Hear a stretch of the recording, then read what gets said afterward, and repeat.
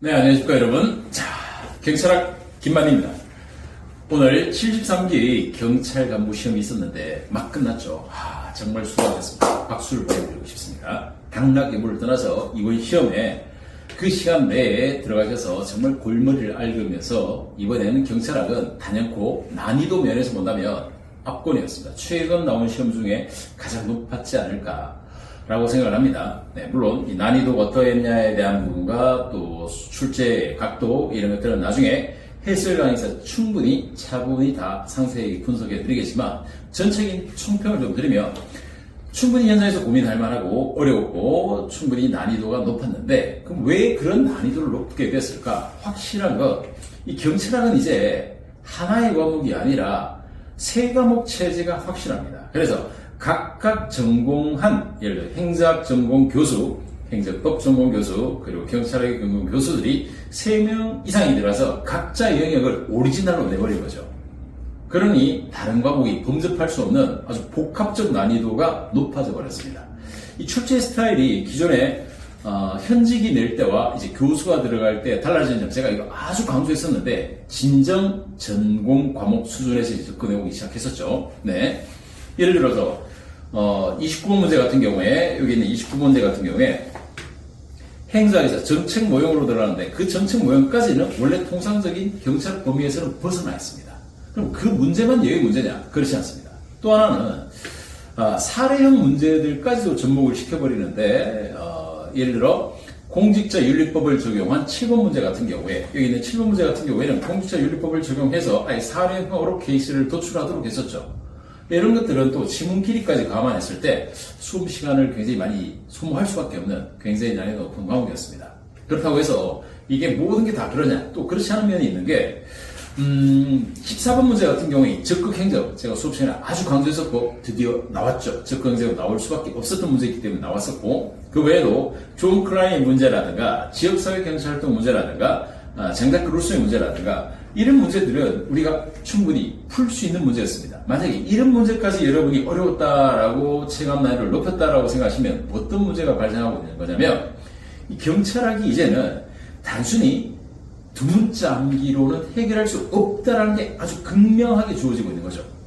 두 문자 암기라든가 단순 암기로 뭐 자잘한 법령들이라든가 세부 숫자만 외운다고 해서 경찰을 잘하는 시대가 아니란 이 경향의 방향이 확실히 바뀐 시험이었다고 볼 수 있습니다. 물론 거기에 경찰서에서 나타날 수 있는 문제들 중에서 예를 들어 박재표 경위 같은 문제 있는데 박재표 경위 같은 케이스는 물론 저도 처음 봤습니다. 야, 이걸 내다니. 그럼 이렇게 처음 본 문제지만은 풀 수 없었느냐? 현장이라고 감안을 하고 본다면 여러분은 당연히 제거법으로 나머지 사항들 기억, 미연, 리얼 지문을 제거해 가면서 역으로 추론할 수 있었죠. 물론 체감 난이도는 높지만 풀 수는 있다는 겁니다. 그럼 과연 이런 경우에 자 우리가 경찰학이라는 이 경향성을 봤을 때 확실한 것은 제가 수업 때 강조하고 내용에 있었던 것들이 적중하는 것도 있고 또 범위를 벗어나는 것들도 있고 행정법 같은 경우에는 완전 행정법이 아니라 경찰학에서 다루는 행정법 범위인데 굉장히 심화시켜버리죠. 심화시키고 있습니다. 자 그럼 결론적으로 이번 총평 73기 경찰간부 시험의 경찰학을 자 총평을 내려본다면 이런 거죠. 단순 암기의 두 문자 시대로 이 경찰학을 커버할 수 없다는 점은 명확합니다. 이해와 그 이해도 전공급체, 전공 베이스에 있는 체계적 이해가 매우 중요하죠. 그래서 제가 강의할 때 이해를 그렇게 강조한 겁니다. 자, 이런 부분이 있고 또 하나는 행정법 같은 영역은 범위는 오버하는 것처럼 뭐 소송이라든가 넘어가진 않지만은 경찰학 범위 내에 있지만은 심화시켜 가고 있다는 점은 확실합니다. 그리고 또 하나는 경찰 간부의 문제와 순경시험의 문제가 확실히 차이를 두고 있죠. 이런 경계를 이제 넘나들 수 없습니다. 경찰 간부는 경찰 간부 시험에 맞게 준비할 수밖에 없는 문제 스타일을 갖고 있고 그리고 이 지문의 길이라든가 난이도를 봤을 때 수험 시간을 늘려주는 게 타당할 텐데 그런 요구는 받아들이지 않겠지만 이걸 감안했을 때 그럼 숙련도 문제 해결을 위한 숙련도라는 측면에서 이 토대와 숙련도를 굉장히 많이 끌어올려야만 이런 경찰학에서 고득점을 할 수 있겠죠. 결국 경찰학의 고득점이 이번 시험 같은 경우에는 간부시험의 합격으로 이어지는 아주 중요한 정말 킬러 문항이 들어가는 킬러 과목이 되어버렸습니다.